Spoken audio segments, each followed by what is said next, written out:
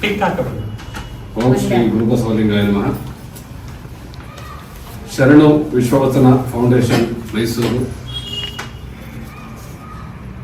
ಈ ಒಂದು ಸಂಸ್ಥೆಯ ಸಂಸ್ಥಾಪಕ ಅಧ್ಯಕ್ಷರಾದಂತಹ ಹಾಗೂ ಈ ಕಾರ್ಯಕ್ರಮದ ಅಧ್ಯಕ್ಷತೆಯನ್ನು ವಹಿಸಿರ್ತಕ್ಕಂತಹ ಡಾಕ್ಟರ್ ವಚನ ಕುಮಾರಸ್ವಾಮಿ ಅವರೇ, ಹಾಗೆ ಸಾಂಸಾರಿಕವಾಗಿ ಕೈ ಹಿಡಿಯುವುದು ಜೊತೆಗೆ ಕುಮಾರಸ್ವಾಮಿ ಅವರ ಎಲ್ಲ ಕಾರ್ಯದಲ್ಲಿ ಜೊತೆಗೂಡಿ ಅವರ ನೆರಳಾಗಿ ನಿಂತಿರ್ತಕ್ಕಂತಹ ಸಂಸ್ಥಾಪಕರಾದಂತಹ ಶ್ರೀಮತಿ ರೂಪಾ ಕುಮಾರಸ್ವಾಮಿ ಅವರೇ, ಈ ದಿನದ ದತ್ತಿ ದಾನಿಗಳಾಗಿರ್ತಕ್ಕಂತಹ ಪ್ರೇಮಾಲ್ ಅವರೇ, ಹಾಗೆ ಈ ಕಾರ್ಯಕ್ರಮದಲ್ಲಿ ನೆರೆದಿರ್ತಕ್ಕಂತಹ ಎಲ್ಲ ಶರಣೆಯರೇ ಹಾಗೂ ನನ್ನ ಸಹೋದ್ಯೋಗಿಗಳೇ ಹಾಗೂ ನನ್ನ ನೆಚ್ಚಿನ ವಿದ್ಯಾರ್ಥಿಗಳೇ, ನಮ್ಮ ಈ ಒಂದು ಸಂಸ್ಥೆನಲ್ಲಿ ನಡೆದಿರ್ತಕ್ಕಂತಹ ಕಾರ್ಯಕ್ರಮದಲ್ಲಿ ವೇದಿಕೆಯಲ್ಲಿ ಕೂತಿರೋದು ಇವತ್ತೇ ಮೊದಲು ಅಂತ ಅನ್ಕೋತೀನಿ ನಾನು. ಕಾರಣ ಏನಂದ್ರೆ, ಸಾಮಾನ್ಯ ನಮ್ಮ ಸಂಸ್ಥೆನಲ್ಲಿ ಕಾರ್ಯಕ್ರಮ ಮಾಡಿದಾಗ ಬೇರೆಯವ್ರಿಗೆ ಅವಕಾಶ ಕೊಡುವಂಥದ್ದು ನಮ್ಮಲ್ಲಿ ಬೆಳ್ಕೊಂಡು ಬಂದಿದೆ. ನಾನು ಕುಮಾರಸ್ವಾಮಿ ಸರ್ ಹೇಳಿದೆ, ನನಗೆ ಹೆಸರು ಹಾಕ್ಬೇಡಿ ಸರ್, ನಾನು ಇರ್ತೀನಿ ವೇದಿಕೆ ಮೇಲೆ ಬೇಡ ಅಂತ, ಆದ್ರೆ ನಾನು ಕೂರಿಸ್ತೀನಿ ಸರ್ ಅಂತ ಹೇಳೋದು. ನಾನು ತುಂಬಾ ದಿನದಿಂದ ಈ ಶರಣ ವಿಜಯೋತ್ಸವ ಫೌಂಡೇಶನ್ ಅವ್ರನ್ನ ಇಲ್ಲಿ ಕರೆಸ್ಬೇಕು, ಕುಮಾರಸ್ವಾಮಿ ಅವ್ರನ್ನ ನಮ್ಮ ಸಂಸ್ಥೆ ಕರೆಸ್ಬೇಕು ಅನ್ನೋ ಬಹಳ ಆಸೆ ಇತ್ತು. ಯಾಕಂದ್ರೆ ನನ್ನ ವಾಟ್ಸಪ್ ಅಲ್ಲಿ ನಾನು ಅವ್ರನ್ನ ನೋಡ್ತಾನೆ ಇರ್ತೀನಿ. ಪ್ರತಿದಿನ ಅವ್ರು ಏನೇ ಕಾರ್ಯಕ್ರಮ ಆದ್ರೂ ಅದನ್ನ ನನಗೆ 2 ನಂಬರ್ಗೂ ಕಳಿಸ್ತಾ ಇದ್ದಾರೆ, ನಾನು ನೋಡ್ತಾನೆ ಇದ್ದೀನಿ. ಜೊತೆಗೆ ನಾವು ಕೂಡ ಶರಣ ಸಾಹಿತ್ಯದಲ್ಲಿ ಸ್ವಲ್ಪ ಆಸಕ್ತಿ ಇರೋದ್ರಿಂದ ನನಗೆ ನನ್ನ ಮಕ್ಕಳಿಗೆ ನಿಮ್ಮಂತವ್ರು ಬಂದು ಹೇಳಿದಾಗ ಅನುಕೂಲ ಆಗ್ಬೋದು ಅನ್ನೋ ಭಾವನೆ. ಅದು ತುಂಬಾ ದಿನದ ನಂತರ ಅವ್ರಿಗಾಗ್ಲೇ ಈಗ 1-1.5 ತಿಂಗಳು ಹಿಂದೆನೆ ಒಂದ್ಸರಿ ಮೆಸೇಜ್ ಮಾಡಿದ್ದೆ, ನಮ್ಮ ಸಂಸ್ಥೆನಲ್ಲಿ ಒಂದು ಕಾರ್ಯಕ್ರಮ ಮಾಡ್ಕೊಡಿ ಸರ್ ಅಂತ ಕೇಳಿದ್ದೆ. ಮಾಡೋಣ ಅಂತ ಹೇಳಿದ್ರು. ಅದು ಇವತ್ತು ಪ್ರೇಮಮ್ಮನವರ ದತ್ತಿ ಸಹಾಯದಿಂದ ಇವತ್ತಿಲ್ಲಿ ನೆರವೇರ್ತಿದೆ. ನಾನು ಈಗಾಗಲೇ ರೂಪಾ ಕುಮಾರಸ್ವಾಮಿ ಅವರು ಸಾಕಷ್ಟು ಅವ್ರ ಸಂಸ್ಥೆ ಬಗ್ಗೆ ಹೇಳಿದ್ದಾರೆ. ನಾನು ನನ್ನ ಸಂಸ್ಥೆನ ಅವರಿಗೆ ಪರಿಚಯ ಮಾಡ್ಕೊಟ್ಬಿಡ್ತೀನಿ ನನ್ನ ಉದ್ಘಾಟನಾ ಭಾಷಣದಲ್ಲಿ. ನಾವು 2021 ಕರೋನಾ 2ನೇ ಅಲೆಯ ಸಂದರ್ಭ, ಎಲ್ಲಾ ವಿದ್ಯಾರ್ಥಿ ನಿಲಯಗಳು ಕೂಡ ಬಾಗಿಲಾಗ್ಬಿಟ್ಟಿದ್ವು. ಆಗ ಕಾಲೇಜ್ ಮಾತ್ರ ಶುರು ಆಗ್ಬಿಟ್ಟಿತ್ತು. ಮಕ್ಕಳಿಗೆ ತುಂಬಾ ಒತ್ತಡ ಇತ್ತು. ಜೊತೆಗೆ ನಾನು ಕೂಡ ಒಬ್ಬ ಅನಾಥನಾಗಿ ಬೆಳೆದಿದ್ದರಿಂದಾಗಿ ನನಗೆ ಏನಾದರೂ ಮಾಡಬೇಕು ಅನ್ನೋದೊಂದು ಹಂಬಲ ಇತ್ತು. ಆ ಸಂದರ್ಭದಲ್ಲಿ ನನಗೆ ಸಹೋದ್ಯೋಗಿಗಳು, ನನ್ನ ಸಹಪಾಠಿಗಳು ಸಿಕ್ಕಿದ್ರು. ಅವ್ರ ಹತ್ರ ಮಾತಾಡಿ ಈಗ ಮಾಡೋಣ ಅಂತ ಅನ್ಕೊಂಡಿದ್ದೀನಿ, ನೀವೆಲ್ಲರೂ ಸೇರಿದ್ರೆ ಮಾಡೋಣ ಅಂತ ಹೇಳಿ ಅವರೆಲ್ಲರ ಬೆಂಬಲದಿಂದ 2021 ಫೆಬ್ರವರಿ 15ನೇ ತಾರೀಕು ಒಂದು ಸಣ್ಣ ಮನೆಯಲ್ಲಿ ಬಾಡಿಗೆ ತಗೊಂಡು ಬಸವೇಶ್ವರ ರಸ್ತೆಯಲ್ಲಿ ಕೇವಲ 10 ಮಕ್ಕಳಿಗೆ ಸಂಸ್ಥೆನ ಪ್ರಾರಂಭ ಮಾಡಬೇಕು. ನಮ್ಮ ಉದ್ದೇಶ, ಯಾರು ತಂದೆ ತಾಯಿಯನ್ನ ಕಳ್ಕೊಂಡಿರ್ತಾರೋ ಅಥವಾ ಸಿಂಗಲ್ ಪೇರೆಂಟ್ಸ್ ಏಕ ಪೋಷಕರನ್ನ ಹೊಂದಿರ್ತಾರೋ ಅಂತ ಮಕ್ಕಳಿಗೆ ನಮ್ಮಲ್ಲಿ ಮೊದಲ ಪ್ರಾತಿನಿಧ್ಯ. ಅದರ ಅನಂತರ ಉಳ್ಕೊಂಡಂತ ಇದನ್ನ ಯಾರು ತುಂಬಾ ಬಡವರಿರ್ತಾರೆ ಆರ್ಥಿಕವಾಗಿ, ನಮ್ಮ ಸಮಾಜದ ಹೆಣ್ಣು ಮಕ್ಕಳು ಅವ್ರಿಗೋಸ್ಕರ ಅಂತ ಶುರು ಮಾಡಿದ್ವಿ. ಅದಕ್ಕೆ ನಮ್ಗೆ ಬೆಂಬಲ ಚೆನ್ನಾಗಿ ಸಿಕ್ತು. ಮಕ್ಕಳು ಬಂದ್ರು, 10 ಮಕ್ಕಳು ಒಂದು 8 ತಿಂಗಳು ಅಲ್ಲಿ ಚಿಕ್ಕದೊಂದು ಮನೆಯಲ್ಲಿ ಹಾಸ್ಟೆಲ್ ನಡೆಸಿದ್ವಿ. ಧೈರ್ಯ ಬಂತು. ಆ ನಂತರ ಈ ಕಟ್ಟಡಕ್ಕೆ ಬಂದ್ವಿ. ಇದು ಬಂದಾಗ 16,000 ರೂಪಾಯಿ ನಾವು ಬಾಡಿಗೆ ಅಂತ ಮಾತಾಡ್ಕೊಂಡು ಇಲ್ಲಿ ಬಂದ್ವಿ. ಇವತ್ತಿನ 25,000 ರೂಪಾಯಿ ಬಾಡಿಗೆ ಕೊಟ್ಟು ಈ ಸಂಸ್ಥೆಯನ್ನು ನಡೆಸ್ತಾ ಇದ್ವಿ. ಇದಕ್ಕೆ ಕಾರಣ ಯಾರು ಅಂತಂದ್ರೆ ದಾನಿಗಳೇ. ಸಮಾಜದಿಂದ ದಾನಿಗಳು ತುಂಬಾ ಜನ ನಮ್ಗೆ ಸಪೋರ್ಟಿವ್ ಆಗಿದ್ದಾರೆ. ಅದ್ರ ಜೊತೆಗೆ ನನಗೆ ನನ್ನ ಸಹಪಾಠಿಗಳು ಯಾವುದೇ ಒಂದು ತೊಂದರೆ ಆದ್ರೂ ನಮ್ಮ ಗ್ರೂಪ್ ಅಲ್ಲಿ ನನಗೆ ಹೇಳಿದಾಗ ಯಾರಾದ್ರೂ ಒಬ್ರು ಅದಕ್ಕೆ ಸ್ಪಂದಿಸ್ತಾ ಬರ್ತಿದ್ದಾರೆ. 10 ಜನ ಇದ್ದಿದ್ದು ಇವತ್ತು 25 ಜನ ಇದ್ದಾರೆ. ಈಗ ನಾವು ದೇಶ ಆಸ್ಪತ್ರೆ ಹಿಂಭಾಗದಲ್ಲಿ ಒಂದು ಕಂದಾಯ ನಿವೇಶನವನ್ನ 25 ಲಕ್ಷ ರೂಪಾಯಿನಲ್ಲಿ 30-60 ನಿವೇಶನ ತಗೊಂಡು ಜಗದ್ಗುರು ಶ್ರೀ ಶಿವರಾತ್ರಿ ದೇಶಿಕೇಂದ್ರ ಮಹಾಸ್ವಾಮಿಗಳವರ ಅಮೃತಾಸ್ತಿಯಿಂದ ಗುದ್ಲಿ ಪೂಜೆ ಕೂಡ ಮಾಡಿ ಅಲ್ಲೊಂದು 10 ಲಕ್ಷ ರೂಪಾಯಿದ ಒಂದು ಬೇಸ್ಮೆಂಟ್ ಮಾಡಿ ನಿಲ್ಲಿಸಿದ್ವಿ. ಯಾಕೆ ಇದನ್ನ ಮಾಡಿದ್ವಿ? ಹೆಣ್ಮಕ್ಳಿಗೆ ಭಯ ಇತ್ತು. ಯಾಕಂದ್ರೆ ಎಲ್ಲ ವಯಸ್ಸಿಗೆ ಬಂದ್ರೆ ಹೆಣ್ಮಕ್ಳು ಹಾಸ್ಟೆಲ್ ಮಾಡಿದ್ರೆ ಹೇಗೆ ಅನ್ನೋದೊಂದು ಇತ್ತು. ಬಟ್ ನಮ್ಮ ಕಾನ್ಸೆಪ್ಟ್ ಏನಂದ್ರೆ ನಮ್ಮ ಸಮಾಜದ ಮಕ್ಕಳು ಆರ್ಥಿಕ ಸಹಾಯ ತೊಂದರೆಯಿಂದಾಗಿ ಉನ್ನತ ವಿದ್ಯಾಭ್ಯಾಸವನ್ನು ಬಿಡಬಾರದು ಅನ್ನೋ ಉದ್ದೇಶದಿಂದ ಈ ಒಂದು ಸಂಸ್ಥೆನ ಮಾಡೋದು. ನಮ್ಮಲ್ಲಿ ಹುಟ್ಟುದಬ್ಬ ಮಾಡೋದಕ್ಕೆ ಅವಕಾಶ ಇದೆ. ಆಶಾ ಮೇಡಮ್ ಅವರು ಒಂದ್ಸರಿ ಅವ್ರ ಹುಟ್ಟುದಬ್ಬನ ಇಲ್ಲೇ ಆಚರಿಸ್ಕೊಂಡ್ರು. 3,000 ರೂಪಾಯಿ ಕೊಟ್ರೆ ಇಲ್ಲೇ ಪ್ರಸಾದ ಮಾಡಿಸಿ ಹುಟ್ಟುದಬ್ಬ ಮಾಡ್ತಕ್ಕಂಥದ್ದು.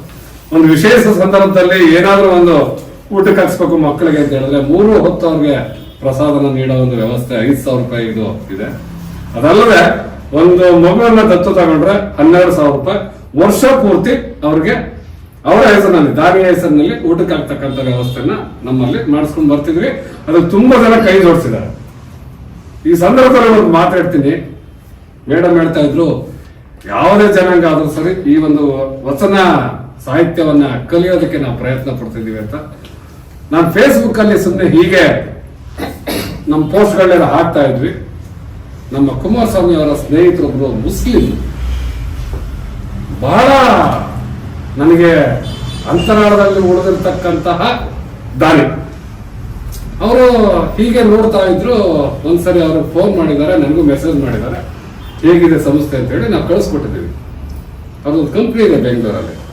ಒಂದೇ ಬಾರಿಗೆ ಅವರು 12,000 ರೂಪಾಯಿ ಹಾಕೋ ಕಳಿಸ್ತಾರೆ. ಅವರು ನಮ್ಮ ಸಂಸ್ಥೆ ನೋಡಿಲ್ಲ, ನಾನು ಆ ವ್ಯಕ್ತಿ ಯಾರು ಗೊತ್ತಿಲ್ಲ, ಅವರು ಮಾತ್ರ ಗೊತ್ತಿತ್ತು ಅಷ್ಟೇ.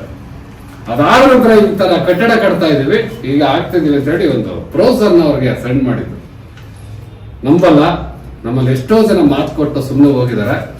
ಅವರು 2 ಲಕ್ಷ ರೂಪಾಯಿನ ಈಗ ಆಲ್ರೆಡಿ ಕೊಟ್ಟಿದ್ದಾರೆ ನಮ್ಮ ಕಟ್ಟಡಕ್ಕೆ. ಇದು ನಾವು ಒಂದು ಒಳ್ಳೆಯ ಕೆಲಸವನ್ನ ಮಾಡ್ತೀವಿ ಅಂತ ಸಮಾಜಕ್ಕೆ ಇಳಿದಾಗ ನಿಜವಾಗ್ಲೂ ಇದರ ಅವಶ್ಯಕತೆ ತುಂಬಾ ಇದೆ ಸರ್. ಯಾಕೆಂದ್ರೆ ಇತ್ತೀಚೆಗೆ ನಾವು ವಾಟ್ಸಪ್ ಗ್ರೂಪ್ಗಳಲ್ಲಿ ನೋಡ್ತಾನೆ ಇರ್ತೀವಿ, ನಮ್ಮ ಸಮಾಜದ ಹೆಣ್ಮಕ್ಳು ಬೇರೆ ಸಮಾಜಕ್ಕೆ ಹೋಗ್ತಕ್ಕಂತ ಅನೇಕ ನಿದರ್ಶನಗಳನ್ನ ನಾವು ನೋಡ್ತಾ ಇದೀವಿ.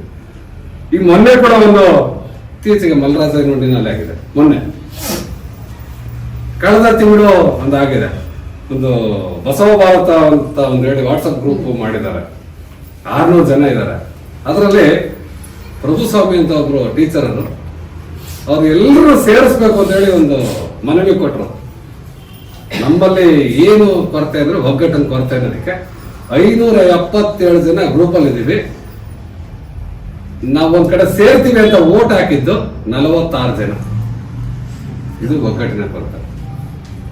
ನಾನಿಲ್ಲಿ ದತ್ತಿ ಕಾರ್ಯಕ್ರಮಗಳು ಅನೇಕ ಕಾರ್ಯಕ್ರಮಗಳು ಮಾಡ್ತಿದ್ದೀನಿ. ಶರಣ ಸಾಹಿತ್ಯ ಪರಿಷತ್ತಿಂದ ಅನೇಕ ಕಾರ್ಯಕ್ರಮಗಳನ್ನ ಇಲ್ಲಿ ಸದಾನಂದ ಸುಮಾಸನೆ ಮಾಡಿದ್ದಾರೆ. ಯಾಕಂದ್ರೆ ವಚನ ಮಕ್ಕಳಿಗೆ ಅರ್ಥ ಆಯ್ತು ಅಂತ ಹೇಳಿದ್ರೆ ಅವ್ರು ಯಾವುದೇ ಕಾರಣಕ್ಕೂ ದಾರಿ ತಪ್ಪೋದಿಲ್ಲ ಅನ್ನೋದು ನನ್ನ ಭಾವನೆ.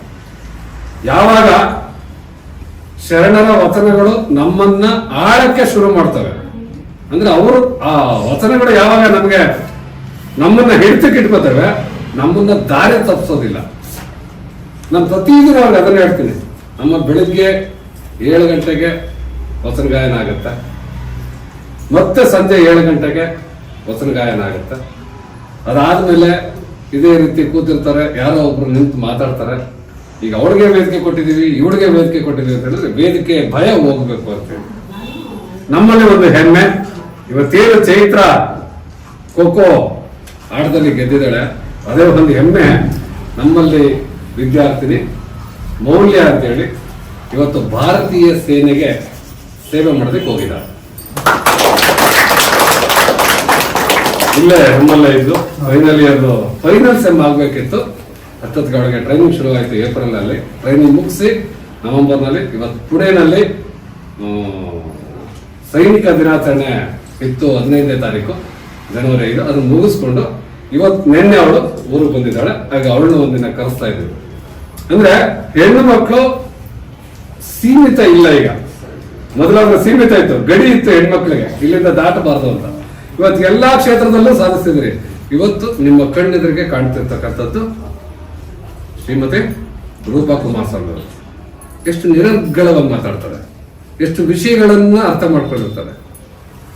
ನಿಮ್ಗೇನ್ ಹೇಳ್ತೀವಿ, ನಾಳೆ ದಿನ ನಿಮ್ಮನ್ನ ನಾನು ಇಲ್ಲಿ ಕರೆಸಿ ಕೂರಿಸಿ ಈ ರೀತಿ ಮಾತನಾಡ್ಸಕ್ಕಂತಹ ಒಂದು ನನ್ನ ಆಸೆಯನ್ನ ನೀವು ಈಡೇರಿಸ್ಬೇಕು. ಮೇಡಮ್ ಏನ್ ಹೇಳಿದ್ರು, ಈಗ ಸಾಧಿಸ್ಬೇಕು ಅಂದ್ರೆ ಏನ್ ಮಾಡ್ಬೇಕು? ಕಷ್ಟಪಡ್ಬೇಕು. ಈಗ ನಾವ್ ಈ ಸಂಸ್ಥೆ ನಡೆಸ್ತಿದ್ವಿ, ಉಚಿತವಾಗಿ ನಡೆಸ್ತಿದೀವಿ. ಹೇಗ್ ನಡೆಸಕ್ ಸಾಧ್ಯ? ಒಂದಿನ ಕುಮಾರಸ್ವಾಮಿ ಹತ್ರ ಹೋಗ್ತೀನಿ, ಒಂದಿನ ಪ್ರಕಾಶ್ ಅವ್ರ ಹತ್ರ ಹೋಗ್ತೀನಿ, ಇನ್ನೊಂದಿನ ಪ್ರೀತಿ ಹತ್ರ ಹೋಗ್ತೀನಿ. ಆಮೇಲೆ ಕಷ್ಟ ಅಂತ ಕೂತ್ರೆ ನಡೆಸೋದು ಹೇಗೆ? ಕಷ್ಟಪಟ್ಟು ಇವತ್ತು 4 ವರ್ಷನ ತುಂಬಿಸಿದೀವಿ. ಅಂದ್ರೆ ನಾವ್ ಏನ್ ಅನ್ಕೋತೀವಿ ಅದನ್ನ ಸಾಧಿಸುವತ್ತ ನಮ್ ಗಮನ ಯಾವಾಗ್ಲೂ ಇರ್ಬೇಕು. ಇದನ್ನೇ ನಾನು ನಿಮ್ಗೆ ಪ್ರತಿದಿನ ಹೇಳ್ತಿರ್ತೀನಿ. KS ಪಾಸ್ ಮಾಡ್ಬೇಕು. ಸರ್ ನಾನು ಪಾಸ್ ಮಾಡ್ತೀನಿ ಸರ್, ಅಂದ್ರೆ ಆಗಲ್ವಲ್ಲ.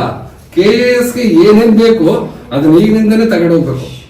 ಈಗ ನಮ್ಮಲ್ಲಿ ಒಬ್ಳು CA ಓದ್ತಿದ್ದಾಳೆ, ಒಬ್ಳು ನೀಟ್ ಓದ್ತಿದ್ದಾಳೆ. ನಿಮ್ಗೆ ಗೊತ್ತಿದೆ ಎಷ್ಟು ಓದ್ತಾರ ಅವರು. ಖೋಖೋದಲ್ಲಿ ಚೈತ್ರ ಇವತ್ತು ಸೆಲೆಕ್ಟ್ ಆಗಿದ್ದಾಳೆ.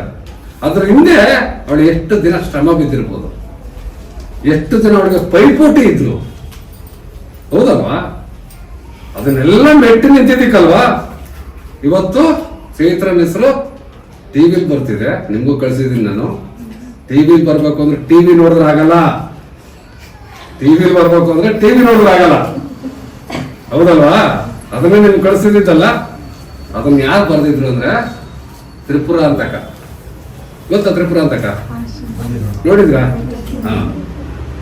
ನೀವ್ ಏನಾದ್ರೂ ಬರ್ಬೇಕು ಅಂದ್ರೆ, ಈಗ ನಮ್ DC ಮಿಲಿಟರಿ ಡ್ರೆಸ್ ಅಲ್ಲಿ ಕಾಣ್ತಿದ್ದಾಳೆ.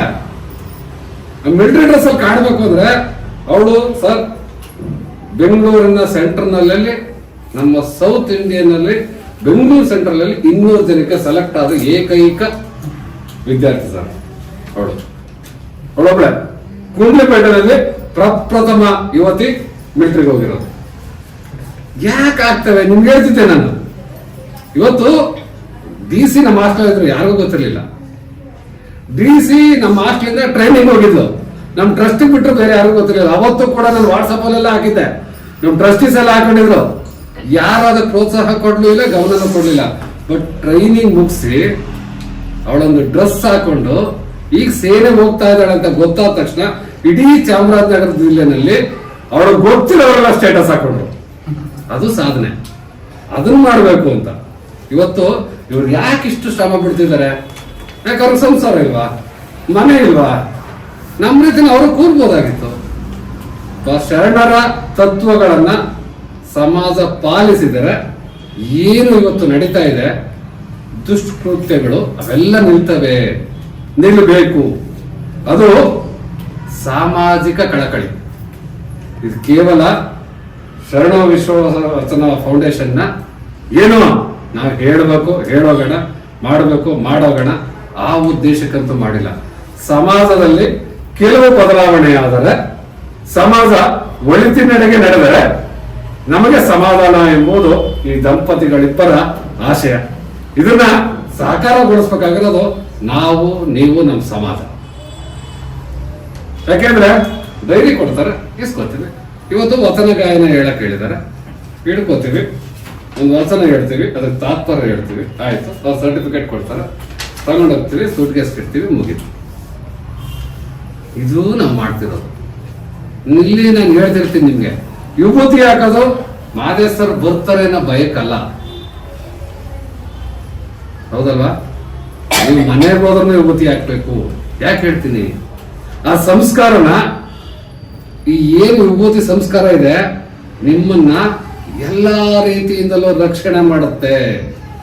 ಅದನ್ನ ತಿಳ್ಕೊಳ್ಳಿ.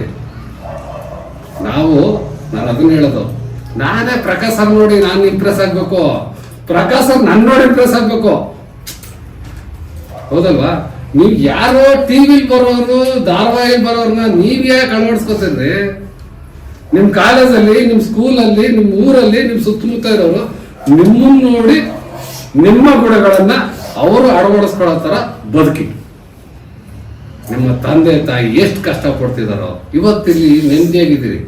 ನಾನು ರಾತ್ರಿ ನೀವು ಹೇಳ್ತಿದ್ದೆ, ಎಷ್ಟೋ ಜನ ಮನೇಲಿ ಸಾಂಬಾರು ತರಕಾರಿನೇ ಹಾಕಲ್ಲ. ನೀವು ಯಾವತ್ತಾದ್ರೂ ಸಾಂಬಾರು ತರಕಾರಿ ಇಲ್ಲ ಸಾಂಬಾರು ಊಟ ಮಾಡಿದ್ದೀರಾ? ಯಾವತ್ತಾದ್ರು ಯೋಚನೆ ಮಾಡಿದ್ದೀರಾ ಅದನ್ನ? ನಾನು ಎಷ್ಟು ಚೆನ್ನಾಗಿ ಊಟ ಮಾಡ್ತಿದ್ದೀನಿ, ನಮ್ಮ ಅಪ್ಪ ನಮ್ಮವ್ವ ಏನ್ ಮಾಡ್ತಿದಾರೋ ಅಂತ ಇಲ್ಲ. ಯಾವಾಗ ನಿಮ್ಗೆ ಅದು ಬರುತ್ತೋ, ಯಾವಾಗ ನಮ್ಮ ಸಂಸ್ಕಾರ, ನಮ್ಮ ಸಮಾಜದ ನಮ್ಮ ಸಂಸ್ಕಾರ ನಾವು ಕಲಿತೀವೋ, ನಮ್ಮ ಸಂಸ್ಕೃತಿಯನ್ನ ನಾವು ಎತ್ತಿ ಹಿಡಿತೀವೋ, ಆಗ ಖಂಡಿತ ನಮ್ಗೆ ರಕ್ಷಣೆ ಸಿಗುತ್ತೆ. ವಿಭೂತಿ ನೀವು ಎಲ್ಲೇ ಹೋಗಿ ನಿಮ್ಮ ನೋಡಿದ ತಕ್ಷಣ ಹೇಳ್ಬೇಕು, ಏನು ಈ ಹುಡುಗಿ ಯಾವಾಗಲೂ ವಿಭೂತಿ ಹಾಕೊಂಡ್ಬರ್ತಾಳೆ, ನಾಳೆಯಿಂದ ನಾನು ಹಾಕಿದ್ರೆ ಚೆನ್ನಾಗಿ ಕಾಣ್ತೀನೇನೋ ಅನ್ನೋದು ಅವ್ರಿಗೆ ಬರಬೇಕು. ನೀವು ಅಳಿಸ್ಬಿಟ್ಟು ಹೋದ್ರೆ ಏನ್ ಪ್ರಯೋಜನ ಏನು? ಅವ್ರ ತರ ನೀವು ಆಗ್ಬಿಡ್ತೀರಿ. ನಿಮ್ಮನ್ನ ಮೆಚ್ಚುತ್ತಾರೆ ಅಂದ್ರೆ ಯಾರೋ ಕುಮಾರಸ್ವಾಮಿ ಅವ್ರು ಬಂದ್ರು ಮೆಚ್ಕೊಂಡು ಹೋಗ್ಬಿಟ್ರು ಸಾಕು ಅಂತ ಅಳಿಸುವಂಥದ್ದಲ್ಲ. ಎಲ್ರು ವಚನ ಪುಸ್ತಕಗಳು ತುಂಬಾ ಬಂದಿದಾವೆ ನಮ್ಗೆ, ಹೌದಲ್ವಾ? ನೀವು ಪರ್ಸನಲ್ ಆಗಿ ಒಂದೊಂದು ಕೊಟ್ಟಿದ್ದಾರೆ, ಅದಲ್ಲದೆ ನಾವು ಇಟ್ಟಿದ್ದೀವಿ. ಸರ್ ಅದನ್ನೇ ಕೇಳ್ತಿದ್ರು, ಲೈಬ್ರರಿ ಮಾಡಿದಿರ ಅಂತ. ಸರ್ ನಮ್ಗೆ ಸ್ಥಳದ ಅಭಾವ ಸರ್. ಈಗ ಇಷ್ಟು 5 ರೂಮ್ ಇದೆ ಸರ್. ಇಲ್ಲಿ 5 ರೂಮಲ್ಲಿ ಒಂದೊಂದು ರೂಮಲ್ಲಿ 5-5 ಜನ ರೀತಿ ಹಾಕಿದೀವಿ.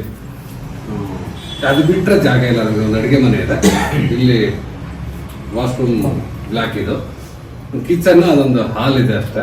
ಅಷ್ಟು ಬಿಟ್ರೆ ಸ್ಪೇಸ್ ಇಲ್ಲದೆ ಇರೋದ್ರಿಂದ ಒಂದು ರ್ಯಾಕ್ ಮಾಡಿದ್ದೀವಿ. ಅವ್ರಿಗೆ ನನ್ನ ಆಸೆ ಇರೋದು, ಈಗ ಎಲ್ಲ ಫಸ್ಟ್ ಇಯರ್ ಡಿಗ್ರಿ ಮಕ್ಕಳು ಸರ್, ಇವರು ಫೈನಲ್ ಇಯರು, ಅವರು ಫೈನಲ್ ಇಯರ್ ಬಿಟ್ರೆ ಹಿಡಿದವರೆಲ್ಲ ಫಸ್ಟ್ ಇಯರ್ ಮಕ್ಕಳು. ಯಾರಾದ್ರೂ ಒಬ್ರನ್ನ, ಯಾಕಂದ್ರೆ ನಮ್ಮ ಸಮಾಜದಲ್ಲಿ ಇವತ್ತು KS IAS ಕಡಿಮೆ ಆಗ್ತಿದೆ. ಅವ್ರಿಗೆ ಹೇಳ್ತಿರ್ತೀನಿ ಅದನ್ನ, ಬೇರೆಯವರೆಲ್ಲ ಬರ್ತಿದ್ದಾರೆ, ನಮ್ಮ ಸಮಾಜದಲ್ಲಿ ಕಡಿಮೆ ಆಗ್ತಿದೆ. ಒಂದ್ ಸಪನೆ ಟೈಮ್ ನೀವು ನಂಬಲ್ಲ, 100 ಜನ IAS ಆಫೀಸರ್ಗಳಾದ್ರೆ ಅದ್ರಲ್ಲಿ ಕಡಿಮೆ ಇರೋ 10 ಜನ ನಮ್ಮ ಜನಾಂಗ ಇರ್ತಿತ್ತು. ಇವತ್ತದು 2ರಿಂದ 3 ಬಂದ್ಬಿಟ್ಟಿದೆ. ಕಾರಣ ಏನಂದ್ರೆ ನಮ್ಮಲ್ಲಿ, ನಾನು ಹೇಳೋದಲ್ಲ, ಈಗ ಬಂದಿದ್ದಾರೆ, ಮಾಡಿದ್ರು, ಹೋದ್ರು. ನೀವು IAS ಮಾಡ್ಬೇಕು, ಯಾರನ್ನೋ ನೋಡ್ಬಿಡ್ತೀರಿ, ಅವತ್ತು ನಿಮ್ಮನ್ನು ಕಳಿಸ್ತೆ. ವಿದ್ಯೆ ಯಾವ ರೀತಿ ನಿಮ್ಮ ಓದೋ ನಿಮ್ಮನ್ನ ಎತ್ತರಕ್ಕೆ ನಿಲ್ಸುತ್ತೆ ಅಂದ್ಬಿಟ್ಟು ಒಂದು ಹುಡುಗಿ ಇಳಿತಾಳೆ, ಎಲ್ಲ ಆಫೀಸರ್ಗಳು ಕೂತಿರ್ತಾರೆ, ಅವಳು ಬಂದ ತಕ್ಷಣ ಏನ್ ಮಾಡ್ತಾರೆ, ಎದ್ದು ನಿಂತ್ಕೋತಾರೆ, ಅವಳು ಕೂತ್ಕೋತಾಳೆ. ನೀವು ಆ ವಿಡಿಯೋ ನೋಡಿದ್ರೆ, ವಿಡಿಯೋ ನೋಡಿ ನಾನು ಹಿಂಗೆ ಆಗ್ಬೇಕು, ಆಯ್ತು, ಇಟ್ರೆ ಮಲಗಿದ್ರೆ ಬೆಳಗ್ಗೆ ಇದ್ರೆ ಮಾಮೂಲಿ. ಅದಲ್ಲ, ಅದಾಗಬೇಕು ಅಂದ್ರೆ ಅವಳು ಏನ್ ಶ್ರಮ ಬಿದ್ದಿದ್ದಾಳ ಅದಕ್ಕೆ 2 ಶ್ರಮ ನೀವು ಬಿಡ್ಬೇಕು. ಅದಕ್ಕೋಸ್ಕರ ಸರ್ ನಾವೆಲ್ಲರೂ ಸೇರಿ ಕಾಂಪಿಟೇಟಿವ್ ಎಕ್ಸಾಮ್ಗೆ ಏನ್ ಬೇಕು ಅದೆಲ್ಲ ಪುಸ್ತಕನೂ ತರಿಸಿಟ್ಟಿದ್ದೀವಿ. ಅವ್ರಿಗೆ ದಿನ ಈಗ 6ರಿಂದ 7 ಗಂಟೆವರೆಗೆ ಅದನ್ನೇ ಅಭ್ಯಾಸ ಮಾಡ್ಬೇಕು ಅಂತ ಹೇಳಿದೀನಿ. ಅದು ಏನೇ ಕೆಲಸ ಇರಲಿ. ನಮ್ಮಲ್ಲಿ ಏನಾಗಿದೆ ಸರ್, ನಮ್ಮ ಸಮಾಜದಲ್ಲಿ ಅದೊಂದು ಕೆಟ್ಟ ಅಭ್ಯಾಸ ನಮ್ಮ ಪೇರೆಂಟ್ಸ್ಗಳಿಗೆ. ಅವ್ರಿಗೆ ರಜಾ ಬಂದ್ರೆ ಅವ್ರ ಮಕ್ಕಳು ಅವ್ರ ಮನೇಲಿ ಇರ್ಬೇಕು. ನಾನು ಹೇಳ್ತೀನಿ ಸರ್, ನಾವು ಊಟ ನಿಲ್ಸಲ್ಲ, ನಾವ್ ಯಾವತ್ತೂ ಊಟ ನಿಲ್ಸಲ್ಲ. ಬಿಟ್ಟೋಗಿ ಊರಿಗೆ ಬರ್ಬೇಕು, 1 ದಿನ 2 ದಿನ ಬಂದು ನೋಡ್ಕೊಂಡ್ ಬರ್ತಾರೆ. ನಾನು ಹೇಳೋದು, ಇಲ್ಲಿದ್ರೆ ಅವಳು ಓದ್ತಿದ್ದಾಳೆ ಅಂತ ಇವಳು ಓದ್ತಾಳೆ, ಇವಳು ಓದ್ತಿದ್ದಾಳೆ ಅಂತ ಇವಳು ಓದ್ತಾಳೆ. ಮನೆಗೆ ಹೋಗ್ಬಿಟ್ರೆ TV ಬಿಟ್ರೆ ಮೊಬೈಲ್ ಬಿಟ್ರೆ ಅವ್ರ ಅಮ್ಮ. ಇನ್ ಏನ್ ಮಾಡ್ತೀರಿ? ಕಮ್ಯುನಿಕೇಶನ್ ಸಿಗಲ್ಲ. ಹೇಳ್ತೀನಿ ನೋಡೋಣ. ಈಗ ಮೇಡಮ್ ಹೇಳಿದ್ರು, ನಾನು ಹೇಳ್ತಿದ್ದೀನಿ, ಯಾರಾದ್ರೂ ಒಂದಿಬ್ರು ನೀವು ಆದ್ರೆ, ಇವತ್ತು DC ಅನೇಕ ಜನ ವಿದ್ಯಾರ್ಥಿನಿಯರಿಗೆ ಸ್ಫೂರ್ತಿ. ಅವಳು ನೋಡಿ ಅನೇಕ ಜನ ನಾವು ಮಿಲಿಟರಿಗೆ ಹೋಗ್ಬೇಕು ಅಂತ ಅನ್ಕೋತಾರೆ. ನೀವು ಯಾರಾದ್ರೂ ಒಬ್ರು ನಿಮ್ ಬ್ಯಾಚ್ ಅಲ್ಲಿ ಒಬ್ರು ಇಬ್ರು KS ಪಾಸ್ ಮಾಡಿದ್ರೆ ಉಳಿದವ್ರೆಲ್ಲರೂ ನಿಮ್ ನೆಕ್ಸ್ಟ್ ಬರ ಅಂತವ್ರಿಗೆ, ಇಲ್ಲ ನಾವ್ ಹಾಸ್ಟೆಲ್ ಅಲ್ಲಿ ಇದ್ರೆ ಓದ್ತೀವಿ ಅಂತ ಹೇಳಿ. ನಾವೀಗ ನೂತನ ಕಟ್ಟಡದಲ್ಲಿ ಅದನ್ನ ಅನ್ಕೊಂಡಿದೀವಿ ಸರ್. ಕೆಳಗಡೆ ಇದೆ ಕುಡ್ತಾಲು ಅಡಿಗೆ ಮನೆ, ಫಸ್ಟ್ ಫ್ಲೋರ್ ಅಲ್ಲಿ ರೂಮ್ಸ್ ಮಕ್ಕಳಿಗೆ, ಸೆಕೆಂಡ್ ಫ್ಲೋರ್ ಅಲ್ಲಿ ಒಂದು ಡಿಜಿಟಲ್ ಲೈಬ್ರರಿ ಮಾಡಿ ನಮ್ಮ ಹೆಣ್ಮಕ್ಳಿಗೆ ಯಾರಿಗೆ ತುಂಬಾ ತೊಂದರೆ ಇದೆ ಆರ್ಥಿಕವಾಗಿ ಅಂತ ಮಕ್ಕಳಿಗೆ ಅಲ್ಲಿ ಸಪರೇಟ್ ರೂಮ್ ಕೊಟ್ಟು ಡಿಜಿಟಲ್ ಲೈಬ್ರರಿ ಮಾಡಿ KS ಮತ್ತು IAS CA ಯಾರು ಓದ್ತಾರೆ ಅಂತವ್ರಿಗೆ ಅಲ್ಲಿ ಅವಕಾಶ ಕೊಡೋಣ ಅಂತೇಳಿ ಒಂದು ಕಲ್ಪನೆ ಮಾಡಿದೀವಿ. ಸುಮಾರು ಹೆಚ್ಚು ಕಡಿಮೆ 1 ಕೋಟಿ ರೂಪಾಯಿನ ಪ್ರಾಜೆಕ್ಟ್ ಅದು. ನಾವೆಲ್ಲರೂ ಕಾಲೇ ಕೈಗೋದು. ನಾವ್ ಯಾರು ಶ್ರೀಮಂತರಲ್ಲ, ಇರೋದ್ರಲ್ಲಿ ಶ್ರೀಮಂತರು ನಮ್ಮ ಕುಮಾರಸ್ವಾಮಿ ಅವರೊಬ್ರೆ. ಎಲ್ರಿಗೂ ಎಲ್ಲರಿಗೂ ಜೊತೆಗೆ ಸಮಾನ ಮನಸ್ಸುಗಳು, ಯಾರಿಗೂ ಯಾವುದು ಮನಸ್ಸಲ್ಲಿ ಭೇದ ಭಾವ ಇಲ್ಲ, ಎಲ್ಲ ಅಣ್ಣ ತಮ್ಮದಿರ ತರ ಇದೀವಿ. ನಾವೆಲ್ಲರೂ ನಮ್ಗೆ ಏನ್ ಬೇಕು ಅದಕ್ಕೋಸ್ಕರ ಮಾಡ್ತಾ ಇದೀವಿ. ಬಟ್ ಸಮಾಜಕ್ಕೆ ಯಾರು ಹಿಡಿದು ಹೇಗಾದ್ರೂ ಮಾಡ್ತಕ್ಕಂತ ಕೆಲಸನ ಮಾಡ್ತಾ ಇದೀವಿ.